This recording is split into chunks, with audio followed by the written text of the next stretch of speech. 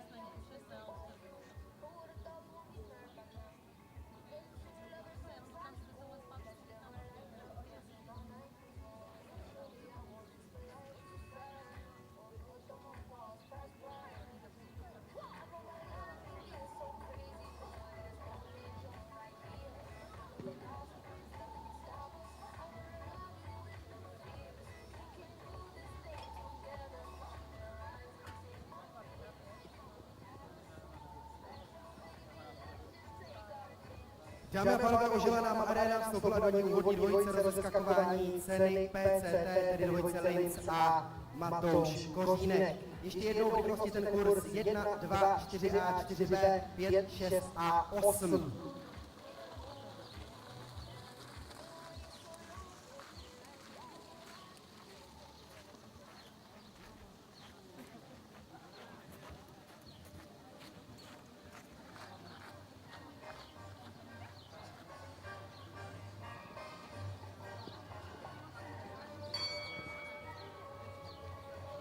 Startují tedy Linz a Matouš Kořínek.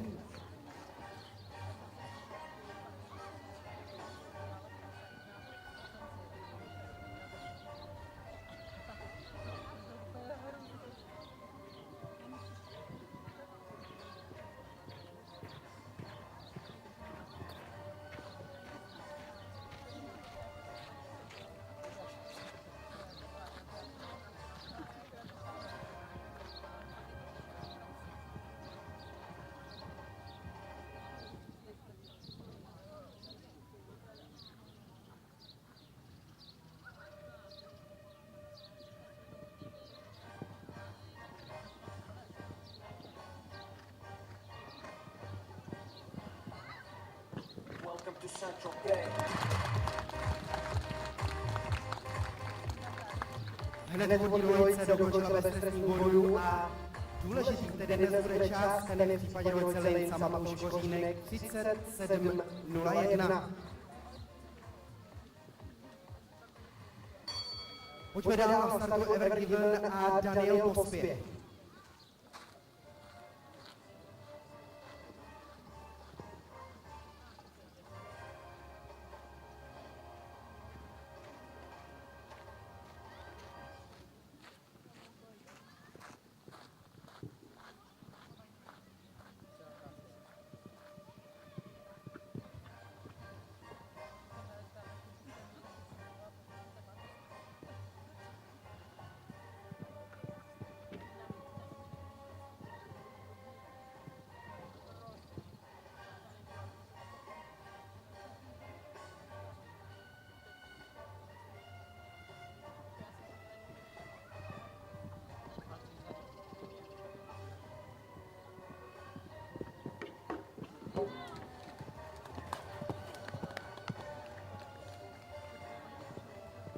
Evergiven a Daniel Pospěch, ten čas by býval byl stačil, 35:05, bohužel 4 trestné body na posledním skoku kurzu rozskakování.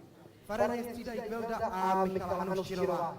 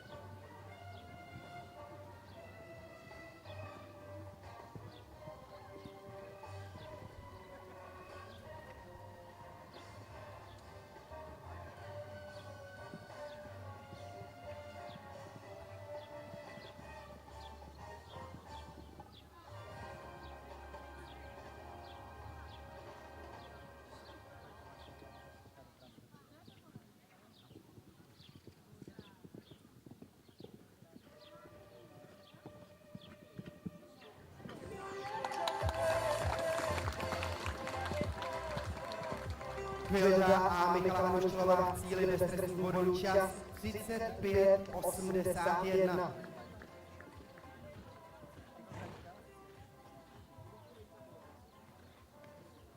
První místo by tedy nyní brali Kvilda a Michala Hanoščinová, a to časem 35:81, čekají nás ovšem ještě 4 dvojice. Nyní však budeme čekat a protože nás čekají Universtáč a dnes podruhé Matouš Kořínek.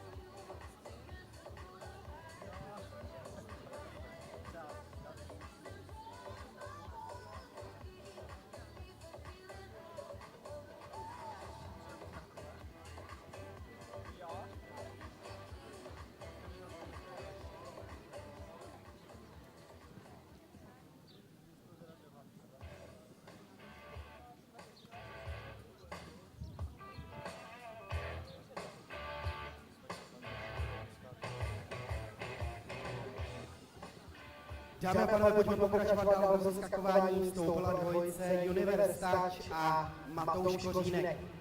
Ještě jednou rekapitulace. Momentálně by vítězství brala Kvilda a Michala Moščinová. Pestrým kontem a časem 35:81.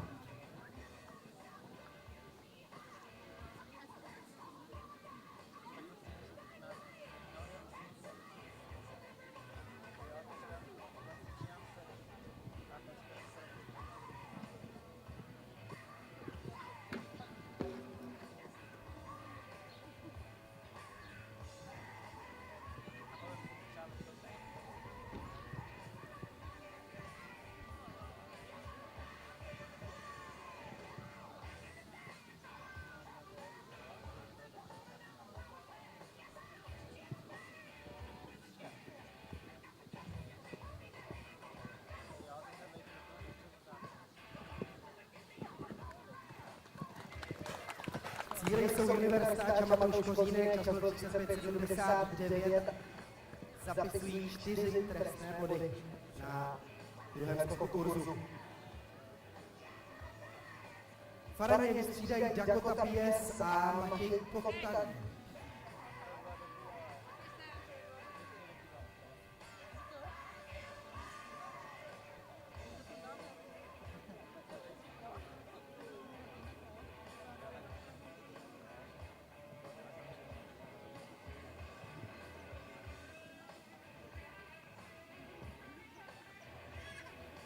Ještě rychlá úprava pětky, aby bylo vše korektní, nyní tedy na startu Dakota PS a Matěj Kotalík.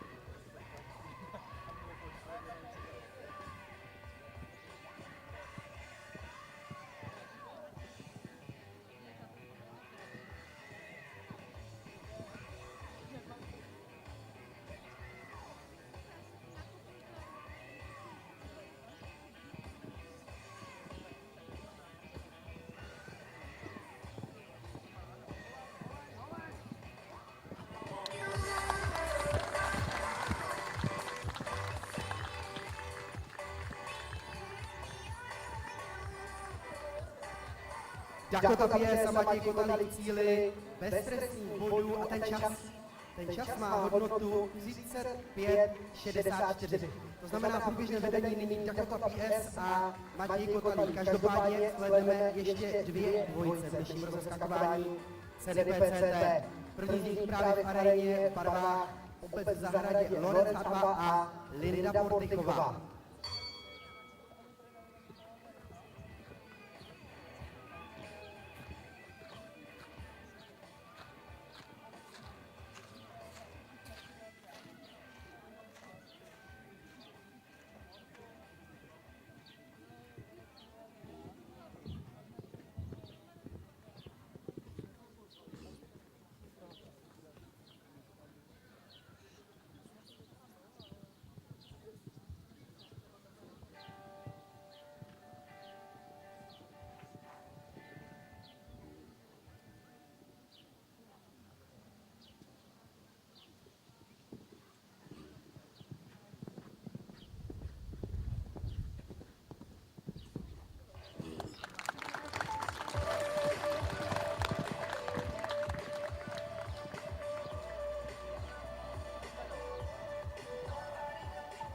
Sledovali jsme dvojici Lorenz Hadba a Linda Portyková, ta dokončila každopádně bez trestních bodů a ten čas byl 32:77. V aréně poslední dvojice dnešního rozskakování, poslední dvojice ceny PCT, Rembrandt AEG a Jan Štětina.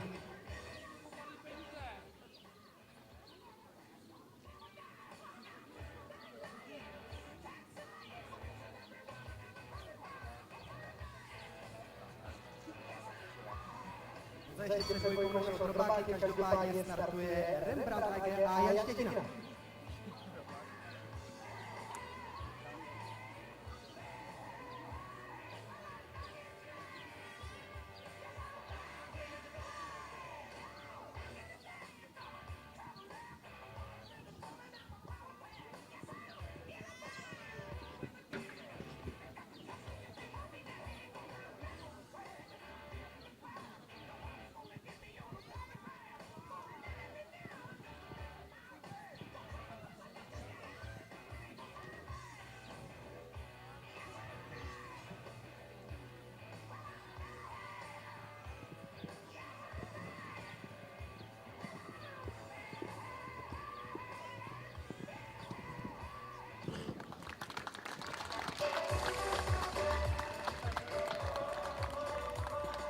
Rembrandt AG a Jan Štětina v cíli bez trestních bodů a ten čas bude stačit.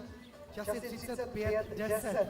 Dvojice tedy momentálně bere druhé místo konečného pořadí a v ceně PCT vítězí Lorenz H2 a Linda Portiková.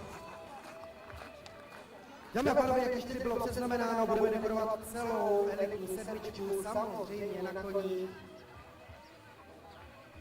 S tím, že pro elitní trio je nutné mít s sebou ošetřovatele.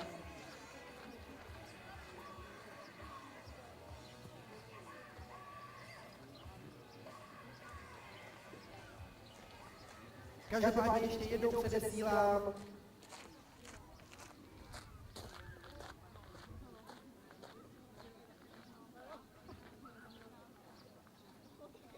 hned po dekorování budeme otevírat prohlídku parkouru pro hobby soutěže.